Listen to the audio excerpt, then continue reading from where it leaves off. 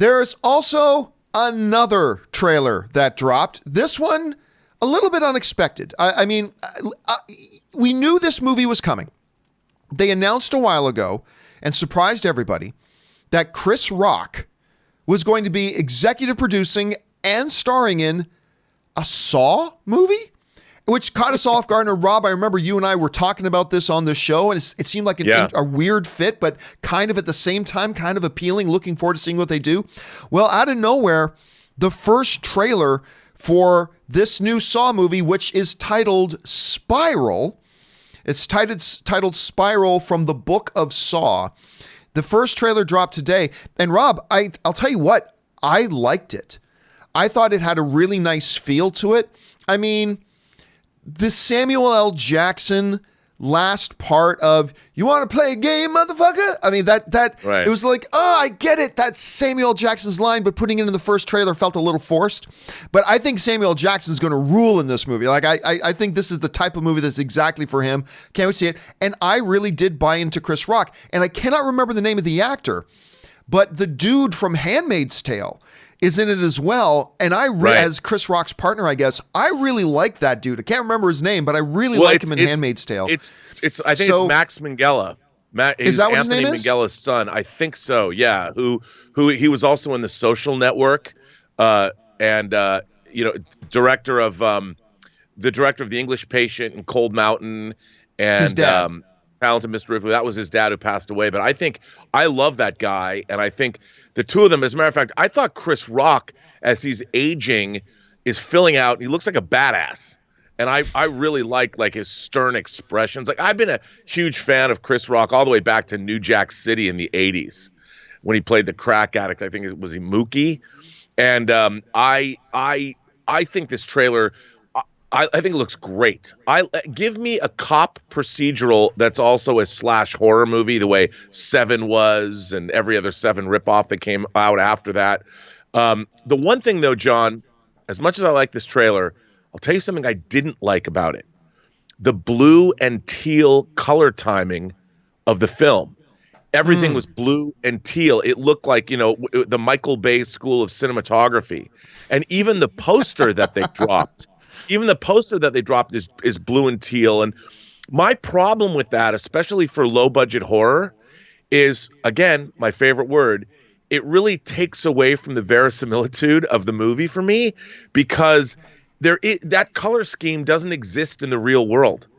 So maybe they're going for a stylistic heightened dream sequence kind of thing. But for police procedural horror, I love the desaturation of Fincher's Seven.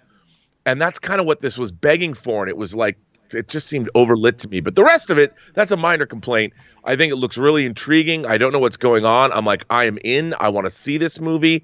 And, I have a great affinity for at least the first 3 Saw films. Then they get a little silly. But I thought James Wan and Lee Wanell's initial Saw was terrific. And I really liked Saw 2 and 3. I thought it was kind of the Star Wars of low-budget horror. What do you think about the angle they seem to be taking with this, of the notion of this time the killer, who I'm sure we'll find out is named Jigsaw, is specifically targeting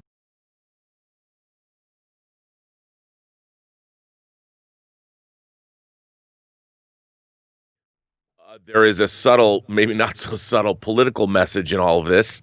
I think, there's a lot of police officers that do a lot of good, that put themselves on the front line every day. And the fact that Chris Rock and Sam Jackson are cops, I think and they're black. There's an interesting element there. I think it adds maybe a political wrinkle. I think the Saw movies, the reason that I've always been interested in them is there's always been a political or a sort of an angle about you must love your life, and if you don't respect and love the world that we live in, then we're going to play a game, and we're going to see if you're really deserving of that life. And it looks like Chris Rock had an idea that sort of fits in with that overall concept. And I'm hoping that that's one of the things that always attracted me to the franchise. It wasn't just a slasher franchise. There was something a little bit more going on. Maybe I'm reading into it more than I should, but that was one of the things I always appreciated about it. And I think there's absolutely something like that in this movie. And I like the fact that while it's not, I don't think it's not a Blumhouse movie because Saw is Lionsgate, but I really like that it looks like there's something more going on. There's something intellectually interesting happening.